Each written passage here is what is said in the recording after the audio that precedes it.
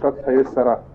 If you notice in the very beginning, when Sarah passes away and Abraham comes to say hesped, the Torah says, "Vayavo Abraham lispod leSarah v'livkotach." V'livkotach, and to cry for her, is written with a small kaf ktana. With a small kaf. Why is it written with a small kaf? So in reality, what happens here is that even though she passed away, even though she passed away, and everybody is sad during a tefillah, regardless, who it is, somebody passed away, he's no longer around, it's sad. But she passed away at a very old ripe age, 127, that's not bad. So if a person has a full life, buchim pachot, you cry a little bit less. Of course, his partner is not around anymore. However, the bechia is not the same as if it would have been a young man. Imagine a young man who did not accomplish lo chayei speak. The bechia is even greater. So here the velivkota is written with a small kaf. Perhaps one of the remazim, there's others too, that the bechia was less. After all, she didn't have a long life. But long life is not enough. A lot of people live long, but they have an unhealthy life. What do you gain if you have a long life to 100 years, but the last 20 years of your life, you're paralyzed? So when we ask for Arichut Yamim, we want to make sure that it's healthy years, obviously. Here, Baruch Hashem, she was healthy to the last time. As we will going to see later, that Tzaddikim have a special type of Bechira now, but not everybody is zoche to this. I'll talk about it a little bit later. In any event, not only was she zocha to Arichut Yamim, she had a healthy life, and more important than that, Yami Spika. It was Chaim Mileim Tochen. They were full of content. She then had children. All of this is very important because if a person does not have children, it's considered as though he would be dead. So she had a good life. Good life, therefore, the Bechiyah is a smaller Bechiyah than had it been Halila, a short life. That is one of the ideas that is expressed in those words, Velivkota. Another point that you will have noticed in her age, in the age of Abraham, is that the Torah breaks it down. Breaks down 100, breaks down 20, breaks down 27. Why does the Torah break it up? So there's various pirushim, various commentaries, but either way you look at it, there's more emphasis. The fact that the Torah broke it up, something is emphasized. Torah is emphasizing the chashivut azman. In the Sudas, they made use of their time. They maximized their time. Sarah and Abraham both maximized their time. Every day was used. Unfortunately, in our country today, in our time, you see just the opposite. There's a term called "let's kill time." Time is so precious and so valuable, and we don't have enough of it. And with the little that we have, we don't make good use of. And the Gemara describes this a little bit more in detail, so for us to have a clear picture of what's involved. The Gemara Masechet Shabbat says, let's take a look at man's life. How long does it last? 70 years average? You immediately take off half. You're sleeping in bed. 35 years you're sleeping in bed. So what are you left? We have 35. Of the 35, you have to chop up a whole number of years that you're in the bathroom, that you eat, that you shower. No, but you're forgetting when you were young, when you were a child, you slept many, many hours. So, right, on Shabbat you take a nap, right? So it averages out, right? Half you're asleep. Some people are awake, but they're really asleep too. Right? And from the 35 years you have left, you have to take off some for the restroom, for eating. Of the few years that you have left, 10, 12 years, how much already do we make use of those years? So we have very little time on our side available to make good use. So it's important to maximize. So when the Torah emphasizes that how long they live, it breaks it up 127, meaning that they maximize. Every single day was used for a purpose. And remember, when a day goes by, you can't bring it back. It's gone. According to the Kabbalah, every day has a tikkun. You're supposed to do something on that day. If it was not done, it's gone.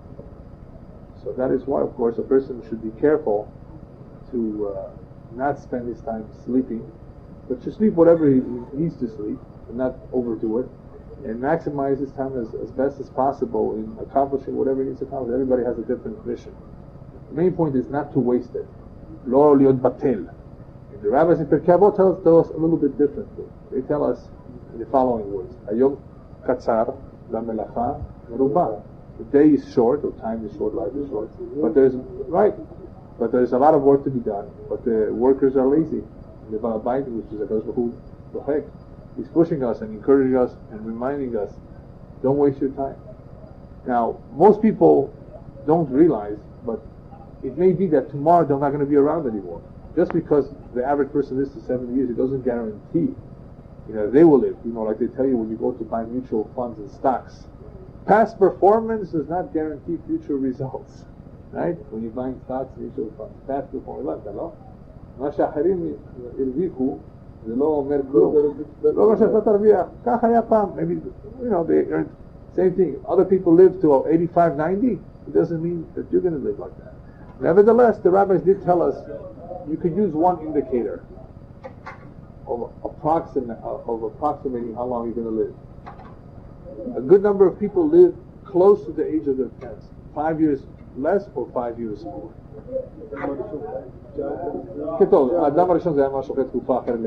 So, if your father lived to 80, there's a chance, unless you were very sick and you smoked and you're over 8 and you're something terrible, or got into an accident, that you will live to 75 or to 85, 5 years less, 5 years more. It doesn't mean, because of that when a person is 50, he's going to say, I have 35 years to go.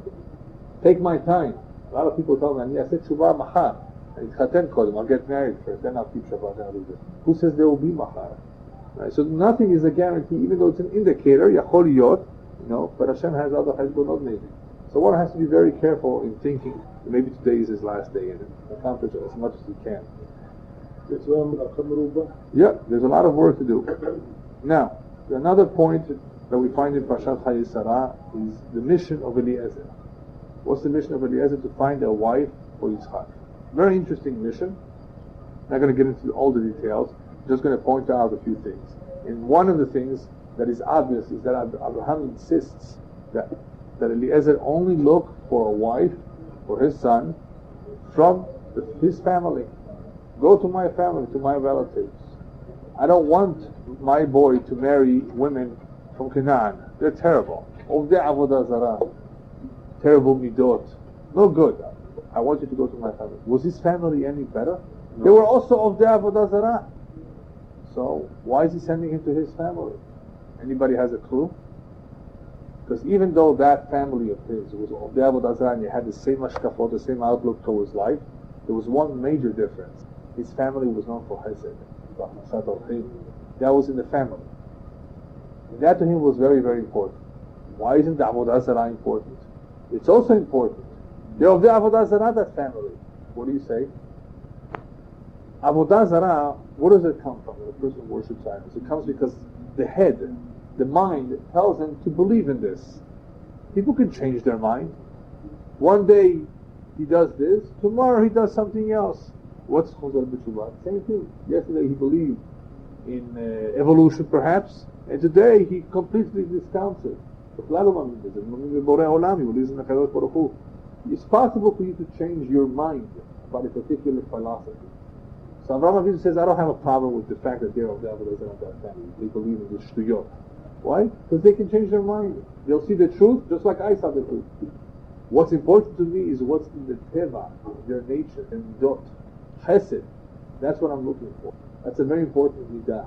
Because the midot will go over to the children. The rabbis tell us, you're looking for a girl to marry, check her brothers out. Because there's a good chance your children will resemble, in some ways at least, the brothers of your wife. So if they're good mannered, good nature, these things have a tremendous influence. Even though everybody has their own mazal, and mazal has a tremendous ashpa'ah on the nature of a person, right? The chinuch that a person gets at home is also very important. But the traits, the family traits, there are some that are transmitted in the genes. They're called traits.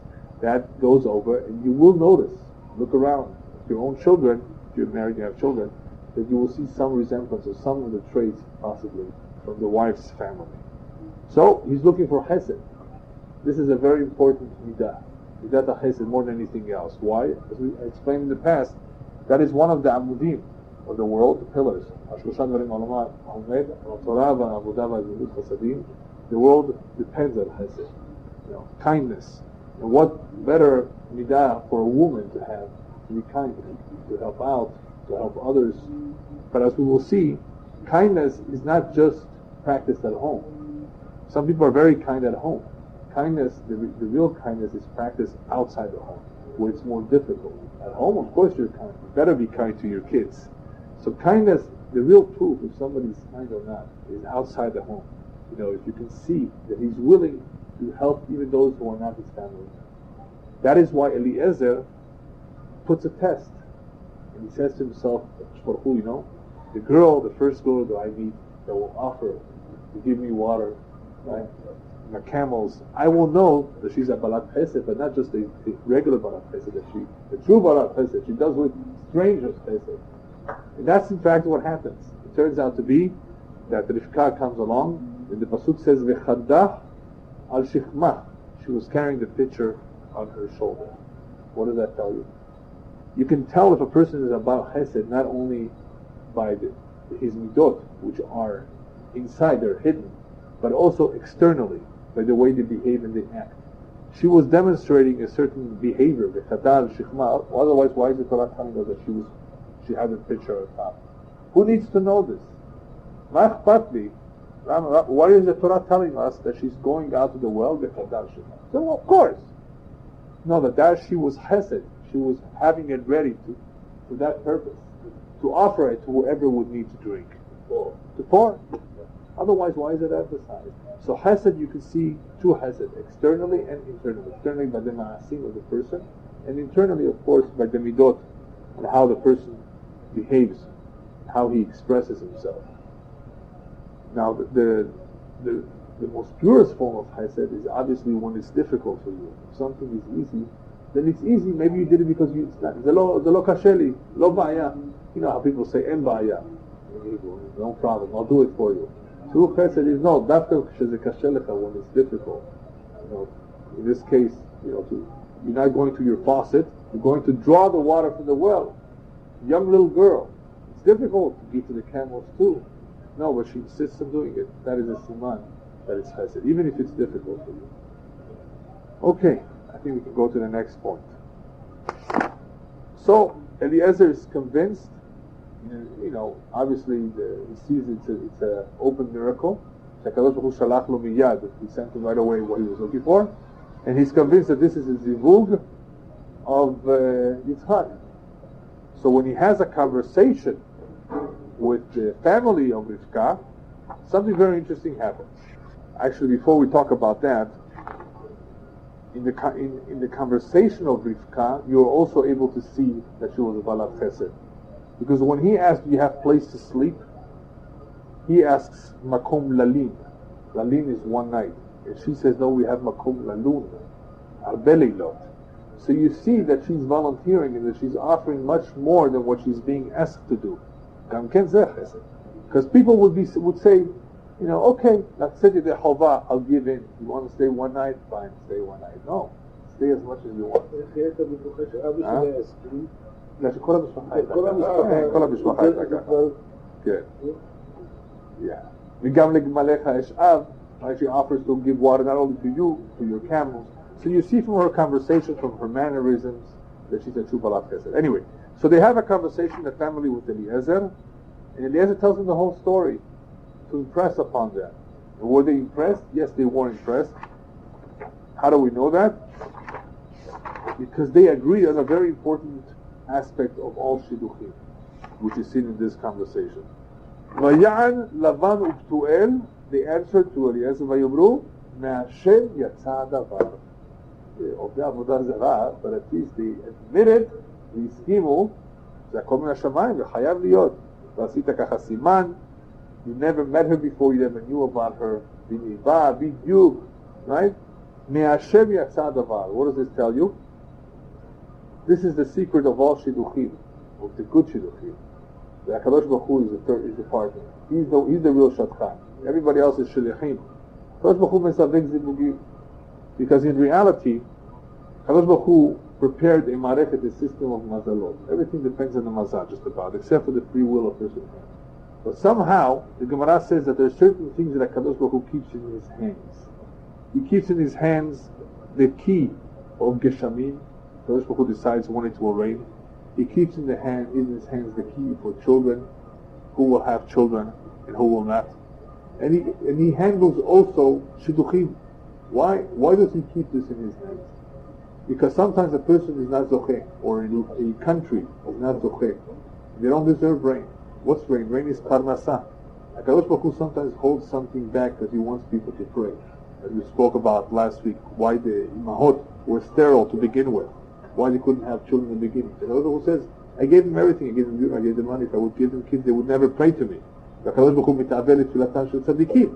sometimes HaKadosh Baruch Hu holds something back because he wants a person to pray. Or if a person does not behave himself, a country does not behave himself, then HaKadosh Baruch Hu brings something about to warn them, to remind them.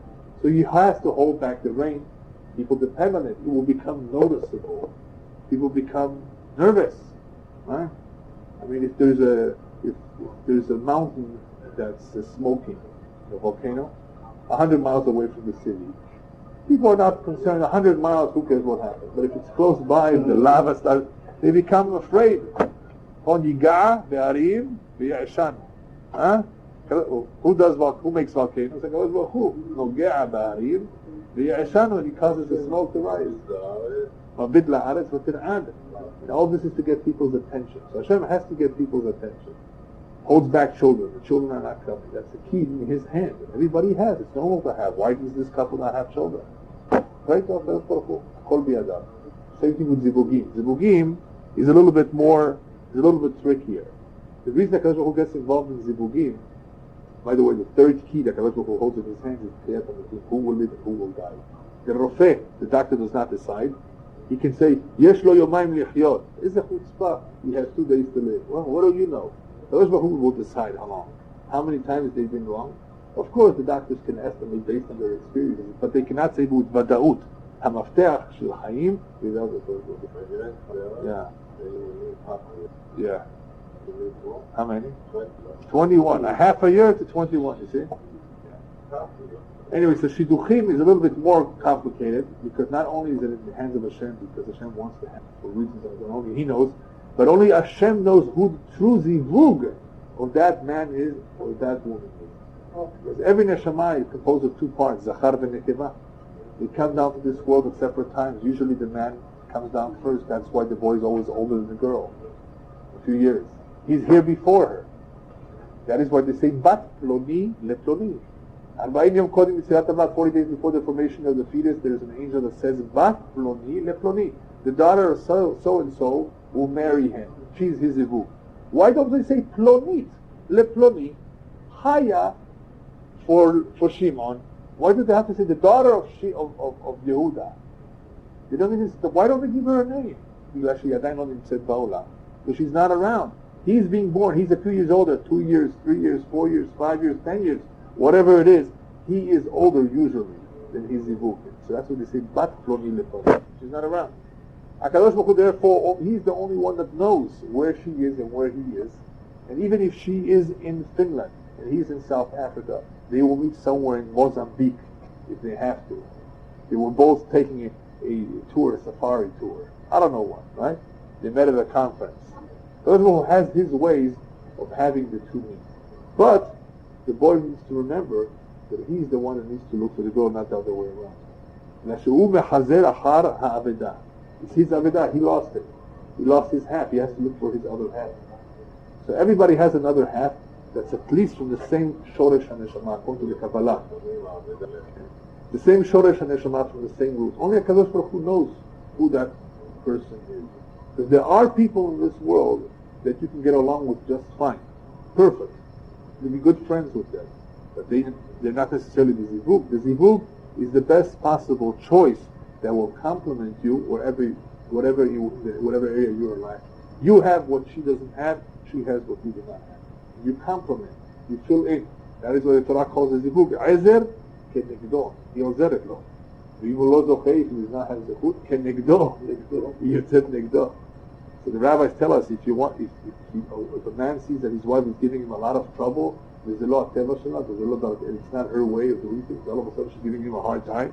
Maybe he's not behaving himself. He's using her to get at him. So, she's kenegdon. You can get it. So anyway, so this area of shidduchim is b'dei HaKadosh Baruch Hu, that is implied in the words that they say, Mi'ashem yatsa hadavar. We agree and we admit and we see that it's obvious that this is Hashem.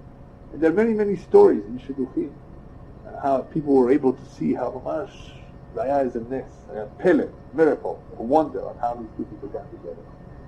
However, since this is something something which is handled by Kadosh Baruch Hu, one has to be very careful from kitrugim, accusations upstairs that can delay or make him end up with not the right person. Because if a person does not zocher, his wife, his true wife, is a good person and a righteous person, but he's a rasha. He's not behaving himself. He's running around with other women. He's doing all sorts of terrible things. Then what could happen is that his wife, who's a righteous person, will marry someone else. Why? Kadosh Baruch Hu lo rotzeh she'atzadeket hazot titchaten im harasha. Kadosh Baruch Hu doesn't want to spoil this righteous woman, this righteous nice girl. If he puts them together with the real zivug, why? Because he's going to spoil her. Or the other way around. What if she's bad? He's good. Kadosh Baruch Hu doesn't want to spoil him. She's rotten. So these two are possible. It happens. So Kadosh Baruch Hu says, you know what? Each one ends up marrying someone else. But sometimes what happens is that they both do teshuvah, and Kadosh Baruch Hu somehow has to find a way to bring them back together. And that when that happens, guess what? The original marriages of these two end up either in a divorce or the other partner dies. Because Kadosh Baruch Hu says, now the time has come for me to bring you back together. Before that I couldn't bring you. Now I can. Anyway, we would rather not have that happen. It's always better if you do it right the first time. But for it to happen right the first time, the person has to be mitpalel, has to behave himself and not do anything wrong. If you behave yourself and you pray to HaKadosh Baruch Hu continuously, then there's no reason in the world why HaKadosh Baruch Hu will hold back as you do it. Hashem wants the people to settle down, get married, and build a life and all this. Not to remain single forever. The person has to be mekayev, to procreate, right, to build a home. And if you stay single, that can never happen. So Kadosh Baruch Hu encourages marriage, and it's a mitzvah, and therefore will do whatever he can whatever Hashem can do to assist someone. But a person has to first help himself, and deserve it, that he should get the right zivug.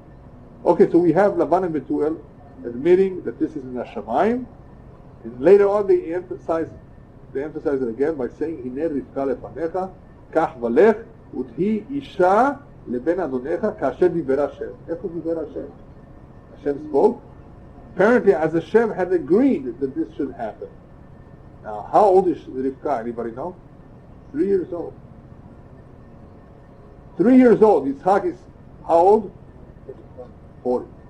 3, yeah. He was 37 by the Akedah. That is when Abraham was given the good news that his cousin, relatives, had a girl. That was the zivug of Yitzhak that was born. She was a very mature 3-year-old. Back then, a 3-year-old is like today, a teenager. 3 years old is not like a baby 3 years old today. They can barely walk and talk. She was before 40 years ago, the women used to marry at 13. Yeah, no, but that's something else. She married at 3 now, but the real consummation... Now right. what's 13-year-old? The real consummation of the marriage occurred only later, when she was 12, when she was able to bear children. But in the meantime, of course, he marries her. And they don't have children for 20 years. Yitzhak was 60 years old when he had a child, when he had his 2 boys. So it took time, as we said last week. Rivka was one of the imaot who was also akara for a number of years. So even though she was able already to bear children from the age of 12, she did not until she was 23. Right? 20 years after they got married. He was 40 when they got married, and 60 when they had Esau and Yaakov. So it took them this long. In any event, even though she was so young, it was obviously the zivug kasher diber Hashem, because everybody realized that this is Hashemayim. Nobody asked any questions, and the Rivka agreed also to go immediately. Even though she was young, she went with her mineket. You know what's a mineket? Like a nurse, like one that helps out. Like a babysitter. Was that it? She needed the help. She was still a young girl, but she realized herself, she was smart enough to know that the time is right. And besides the fact, I don't think she wanted to stay in a house where one of the people responsible in the house was somebody by the name of Lavan. Right? Even though it's her brother, who wants to stay with them? She wants to go to her own home. She had other ideas perhaps. She was a good girl. Just because her brother was a Lavan doesn't mean she was bad. There are families where one person may come out differently, right? Everybody has free will, but she was perfectly fine. That's tzedekah. And as we can see from her Maaseh Hesed, she knew about the family of Abraham Avinu. She definitely wanted to marry into that family. So she leaves immediately. Okay, so we saw that the zivug, the shidduchim, is all in Hashemayim, and they all agreed, and therefore they had no choice but to let her go. Let's go to the next point. Next point is when Yitzhak sees her. The pasuk says, "Vayeviah Yitzhak ha'ohela Sarah imo, v'yikach et Rivka v'tehido leisha ve'avea ve'nachem Yitzhak acharei." A lot of points in this one pasuk. He brings her into the ohel of Sarah imo. Who needs to know that this is the ohel of Sarah? So Rashi says that he noticed something. While Sarah, his mother, was alive, there was a ner daluk me'erev Shabbat to erev Shabbat. It lasted a whole week. Bracha metzuya v'ayisa, there was a blessing in the dough. Ve'anan kashura la'ohel, there was like a cloud that was close to the ohel. When she passed away, all of that stopped. When the Yitzhak came in, they all came back. The Shekhinah, right? Whatever was present by Sarah came back over. So he noticed, obviously, from all of that, that's a decade. Why does the Torah have to tell all of that? People hear all sorts of stories. She's a good girl. She's a banat chesed. She's nice. You don't know the truth until you see it for yourself. Until you bring her into your home. Until you live with her. B'kedusha. Well, not live with her like people today do. They live with someone, right? But b'kedusha. After you're married, only then do you see what the person is all about. Only then you see the person under different pressures, the different circumstances. Right? Sarah imo, he noticed that she had the same maasim. Like, it wasn't enough what he heard from the others. He heard about the miracles. He heard about who the Rivka was. Once she entered his home, only then did he have an opportunity to test her, to see for himself that in fact that she was a true tzaddiket. Only once you're married. When you're going out, you can't tell too much. You can tell a lot of things, but you can't tell everything about a person until you've lived with them a number of years. Then you really see what the person is all about. It says, "Vayehavea vayinachem Yitzhak acharei imo." Vayehavea? He loved her? Shouldn't it say he loved her when he first saw her? Love at first sight. Don't they say that? Sheroim, ohavim, mitchatim acharei she'ohavim. Isn't that true? The Torah reveals us the secret. You know what true love is? True love comes with time. It doesn't happen immediately. When people fall in love, they're really falling. There's such a thing as falling in love. Now there is something called a physical appeal, a physical attraction. You have to be excited about the person you're with. You definitely have to feel good about them. The communication has to be smooth. You have to feel the chemistry. For sure. But love is something a lot deeper. It's something spiritual. It's a kesher. It's a certain knot that is only built and only created with time. With time, after you've seen the person, after you've seen what they do for you, then you appreciate them, then you care for them. Love means to care for someone, right? Of course you care for somebody the first time you meet and you get engaged and you like them, but that's not true love. True love comes with time. Only after Vayikach et Rivka, only after he married her, Vayehavea. Not the other way around. Vayehavea, but the Lisha. Some people want to love a person so they can marry her. It doesn't happen this way because we don't have 6 months, a year or more to try it out. How can you try it out? First of all, you can't try out everything, especially the intimate part with a woman before this Chuppah Kiddushin. So how could you tell? You can't. You have to see her how she's with children, how she's in all circumstances. Then when you see her in action, that is when you begin to love her. So a person can, of course, have a tremendous amount of respect and a certain liking for someone when they initially meet.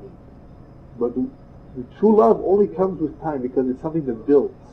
It becomes bigger, it becomes stronger and stronger, deeper and deeper, or the other way around.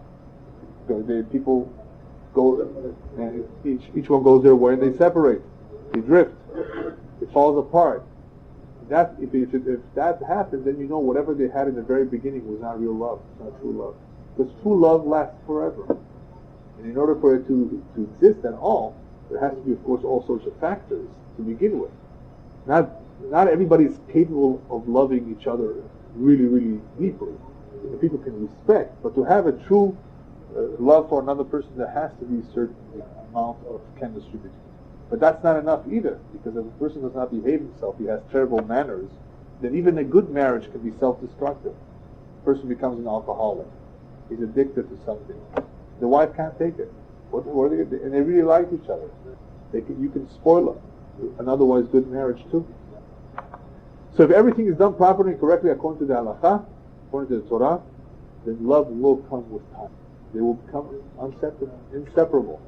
You know, the deepest love is what they say in English, until death parts us, something like that, right? And they can't live without each other. And there have been cases all the time where the husband has died, and a week later the wife has died. She couldn't take it anymore without her husband. Or the other way around. She passed away, the husband, a month later, and he was perfectly healthy. Then you can see how close they were. And when a person has this true zivug, they usually stay around pretty much close in time to each other. It's not that one becomes an alman or almanah for 25 years. They came to this world a number of years apart, and they leave from this world in a short time too. It would be very difficult for one to be without the other.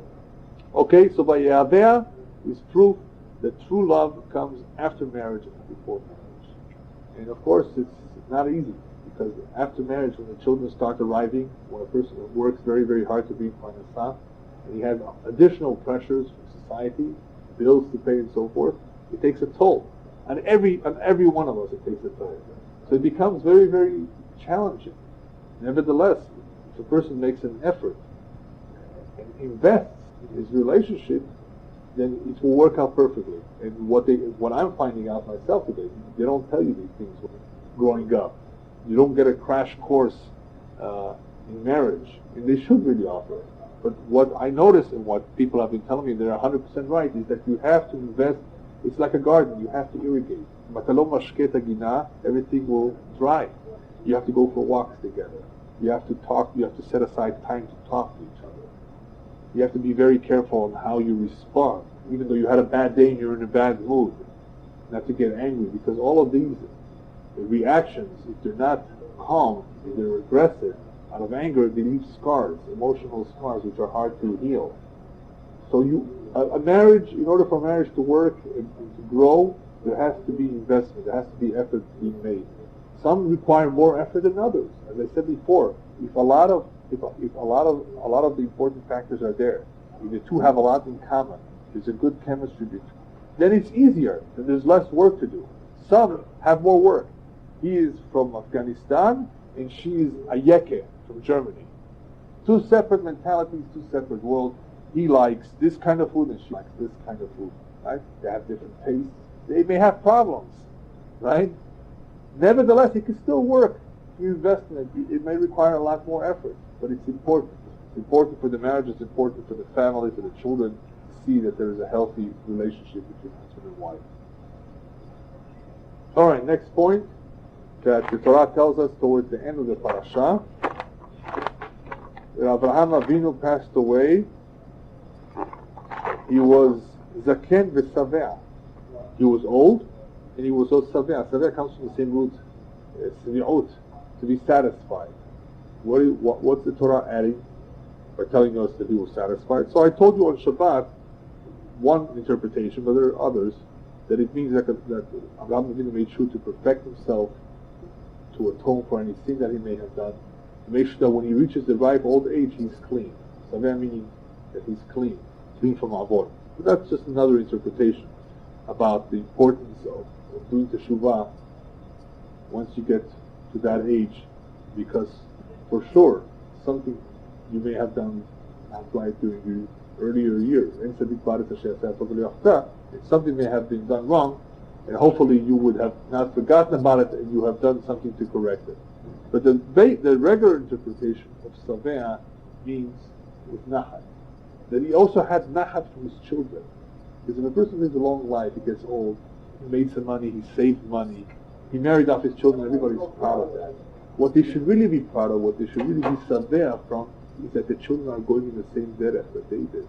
If they leave behind in this world good children, Yirei Shamayim, God-fearing, who are following the same path, the same tradition, that is true Nachat. That is the greatest Nachat. That is the greatest satisfaction. What is the Torah telling us by giving us this information that Avraham Avinu died when he was at Kim Savea? Sheishmael Hazar b'Teshuvah.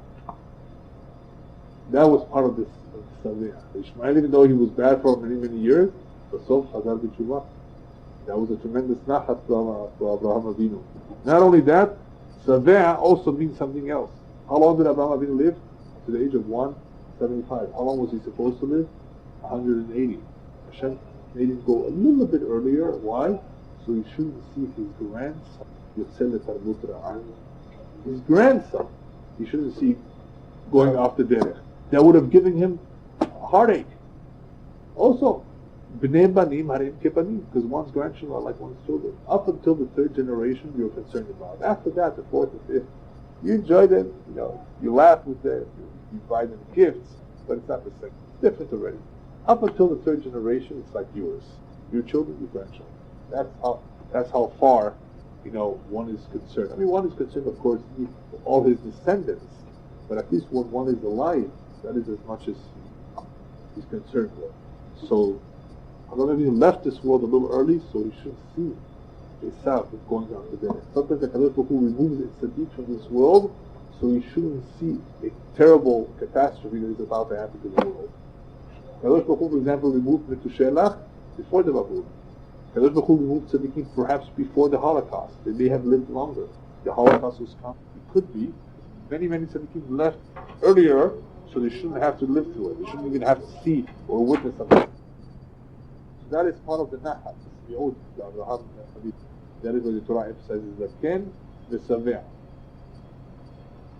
After all, Nahat continues also even later, when the person passed away, the child continues to say Kaddish.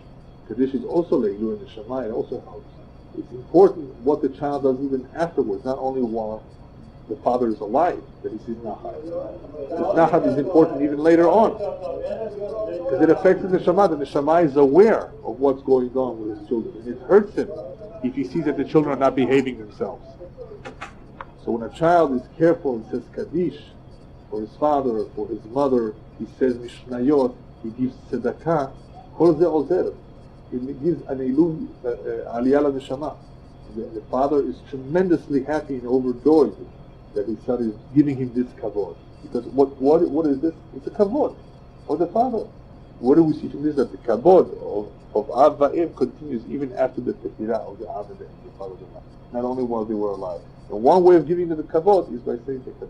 So one has to be very careful and not to forget the yortzeit, and in the first year to be careful with the kavod by saying kaddish and all the tefillot, and by being respectful of the halachot of Avelut, of showing that he really mourns for his father, even though it could be that he was a little boy, he didn't get to know his father. His father passed away when he was 3 years old. When he becomes one, he said he will say kaddish. Or he just didn't see his father a lot. Makes no difference. Or his father hit him and abused him. It's still your father. Father is a father. One has to give that kavod. Same thing with the mother. Regardless of who she was and how much contact he had with her, he owes her the minimum, he owes both of them the minimum respect by saying the Kaddish, by helping them when they're sick and not able to help themselves. So this is part of the satisfaction that Abraham had with Ishmael Hazar b'Teshuvah. What greater nachat than the father had? Ishmael Hazar b'Teshuvah. הוא נהיה בסדר. הוא עזב את העבודה זרה, את כל השטויות, הוא חזר נתן כבוד ליצחק. הוא התנהג בסדר, הוא נהיה ילד טוב. הוא נתן ליצחק ללכת לפניו. למרות שהוא היה יותר מבוגר, He allowed Yitzhak to go before him when they went to the Keburah. He became, like we say in Yiddish, he became a mensch. He became a Ben Adam. And he behaved himself. That's a tremendous nachat for Avraham Avinu.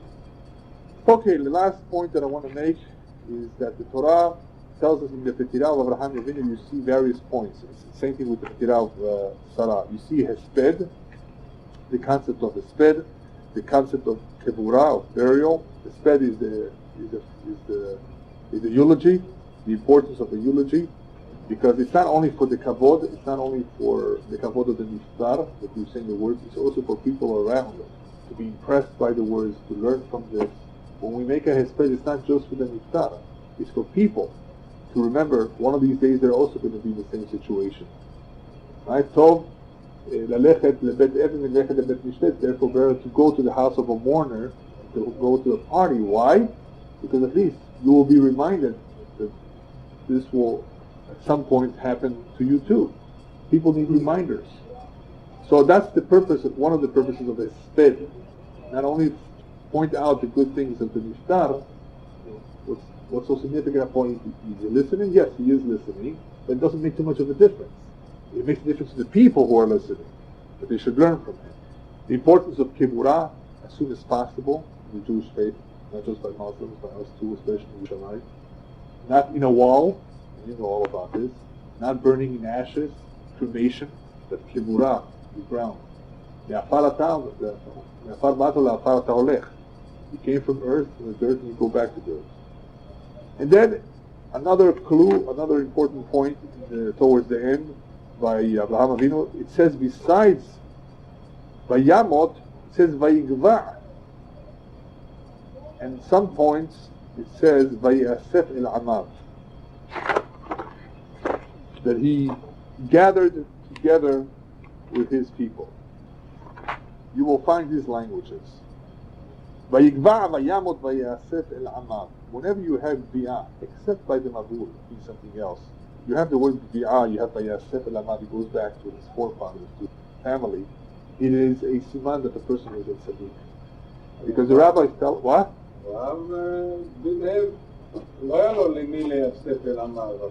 נכון, אצלו לא כתוב את זה, כתוב את זה אצל ישמעאל. אבל כתוב ויגבע. אבל כל הלשונות הללו, all these languages point that the person was a tzaddik, and many times the tzaddikim, what they have is called a mitat neshika, with a kiss. No pain, no yisurim, like this. Sometimes it's not good to die like that, just like that, without any warning, because you don't have time to do teshuvah. But that's only true if that person passed away at an early age. Person dies at 85, 95. So if he's been having a lot of days and months and years to do teshuvah, then the mitat neshika, the emtzalala, blishu, machalot, without disease and yisurim, is a good sign. But for a person to die like that, without suffering, with a major, massive heart attack, it's no good. Why? Because he had no time to prepare. No time to see him, to tell him his last words. No time to say you do the teshuvah. That is not a good. It's not good to go like that. But if you're already old, you've been preparing, you have time to say bidui, you've already wrote everything out, you've been doing teshuvah, that's fine. That's the best way to go. Mitat teshika. That is the mitah of tzaddikim. And of course, Asifai Lamav also proves to us that Yesh Masha Shenikra Sharat HaNefesh. The nefesh, the soul continues to exist. It's not that a person is gone. We say, he just lost his father. He didn't lose him, he's still around. He's not here, he's there. He lost him. Of course, when we mean we lost, that means he's not coming back now. But eventually there's going to be Tiyat HaBitim. So there's no such thing as we lost. He's around. Yesh Hasharat HaNefesh. Nefesh to exist. In a different plane. So that is another idea of why it says Vayasef el Amav. In other words, Une'esaf. Just like the word Petirah. What does the word Petirah mean? Like Rav Amnon Yitzhak Omer. Rav Amnon Yitzhak says it very nicely. Hu niftar me'abank hazeh v'alach lebank acher. Right? He left this bank and went to another bank. He left this world and went to another world. Niftar. Right? Met, you could think, that's it. Cease to exist. No, niftar, we say niftar. Niftar meaning that there's still something left after the Neshama Kedosha, which goes back, Lemakor Mahsavta, and being Mizochai. If she's worthy, she stays in Gan Eden. If not, she has to come back, she's reincarnated. There's something left. That's called Hasharat HaNefesh. We believe that the Neshama continues to exist, and when the right time will come, HaKadosh Baruch Hu Yechayei et hametim. The neshama will come back in the exact same body that it left. HaKadosh Baruch Hu rebuilds the body, and people will come back looking the same way they left. So people should not say to somebody else. Somebody left at 22, he will come back at the age of 22. He left at 105, he will come back at the age of 105. He left. First with the machalot. He left blind, he'll come back blind, but that will cure them. What about reincarnation? Now, reincarnation is a whole different idea. All those people who were reincarnated, all of the reincarnations will come up, each one with its own body, because the neshama can split itself into many parts. Most people in this world, in this lifetime, have been here many, many times. Maybe 5, 10, 15 times. So we're going to meet our own. How come? Yeah. No, that's only Ashishim Ribeim Arak Matalom Etaken. If a person does not fix the first 3 times after the first time here, 4 times altogether, then HaKadosh Baruch Hu says forget it. You can't. Could they be here more? But a person who comes back more is Siman Shebekol Pam Shuba. Every time he came, he was able to fix a little bit. If you're able to fix a little bit every time, as Kidai Laviot Chadachazera. Because every single time, you should be able to fix more and more. We don't always look the same. What? We don't always look the You obviously always don't look the same. You don't always remember either who you were. But the neshama knows on its own, if it's sensitive, what it has to fix. L'mayim shechet, to what it's being drawn, to which mitzvot it needs to do, what it likes. And the same with averot, what it's having a hard time with. Those may be indicators, simanim, that these are the areas where she has to concentrate. Now obviously she's giving another opportunity to fix what she did wrong in the last time around. Anyway, in any event, all of this is merumaz in this pasuk of Vayaseh el-Amav, that the neshama goes back to its forefathers, and it stays there. Unless it needs a tikkun, and then it has to come back. But it continues to exist. And once the Hayat HaMetim will occur, everybody will have a new body, but it will look the same way as it did when it was alive. That Hashem will be zochet to that. We'll see that very, very soon. So, just one thing. Make sure you bury in Eretz Yisrael if you can. Because Atidim metei Eretz Yisrael lakum tchilah. Whoever is buried in Israel, he gets up first. Hayat HaMetim will last over a number of years. But the ones to get up first will be those who are buried. So you can give this advice, whoever is contemplating where to be buried. The Eretz Yisrael has many, many ma'alot, many advantages. One of them is you get up first. There's others too. If You're first in line. Yeah. If you live here all your life and you go there and you're buried there, Eretz Yisrael does not like it. If you live all your life in Galut and you come there, Eretz Yisrael says, I don't want you dead, I want you alive. Exactly. But you made efforts to go, you had a kesher, you visited, Right. you loved Eretz Yisrael, you supported Eretz Yisrael, then you can. But otherwise, I agree with you. It's not a good thing. Eretz Yisrael says, I don't like you. So in order to prove it, that you have a kesher to Eretz Yisrael, go there at least once a year. Go there as often as you can, and B'ezrat Hashem, not for visiting. Move there, B'ezrat Hashem, if you can. Before the Tukirah comes, all your life. As my father says, that is the meaning of we ask you that you take us kumemiyut while we're still standing, lo betoch aron, not inside of a coffin. Yeah. Every Jew should make an effort to get to Eretz Yisrael while he's still alive. הזוהר מדבר נגד העניין הזה של לעלות לארץ בתור מתים. נכון. אבל החכמים אומרים שזה מעלה גדולה וצריך להשתדל מאוד. כן, מי שאפשר, אבל כמו שהוא אמר, בגלל שיש לך קשר עם הארץ. ביקרת, עזרת, תמכת, זה אומר שיהיה לך קשר וחיבה, אז הארץ ישראל מקבלת אותך.